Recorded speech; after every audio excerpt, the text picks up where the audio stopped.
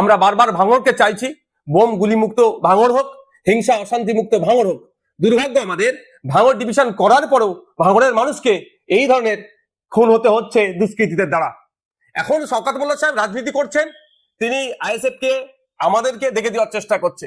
কিন্তু শওকত সাহেবের যদি আমরা প্রিভিয়াস রেকর্ড দেখি, বিভিন্ন সময় আমরা দেখেছি খুন করেছে তাদের দলের লোকেরা, তারাই যুক্ত থেকে অন্যদেরকে, তাদের দলের প্রথম সারির নেতাদেরকে সাইড করেছে। সেই জাহাঙ্গীর খান চৌধুরী থেকে শুরু করে এই ধরনের অনেক আছে। এটা শওকত মোল্লা সাহেবের প্রিভিয়াস রেকর্ড। পরিবারের লোকজন সরাসরি বলছে এটা গোষ্ঠীদ্বন্দ্বের শিকার হয়েছে। যদি এটাকে রাজনৈতিক চক্রান্ত হয়ে বিরোধীদের উপরে দমন পীড়ন বা সাধারণ মানুষকেও যদি ডিস্টার্ব করার চেষ্টা হয়, আমি সেই পরিবারগুলোকে সাথে নিয়ে সিবিআই তদন্ত হবে, সিবিআই তদন্তের জন্য বা বিচার বিভাগীয় তদন্তের জন্য কোর্টের দ্বারস্থ হবো। এই যে খুনটা হয়েছে, শওকত মোল্লা সাহেবকে যদি সঠিকভাবে জিজ্ঞাসাবাদ করা হয়, এই খুনের অনেক রহস্য উন্মোচন হবে। আমি দায়িত্ব নিয়ে বলছি, এটা গোষ্ঠীদ্বন্দ্বের শিকার হয়েছে।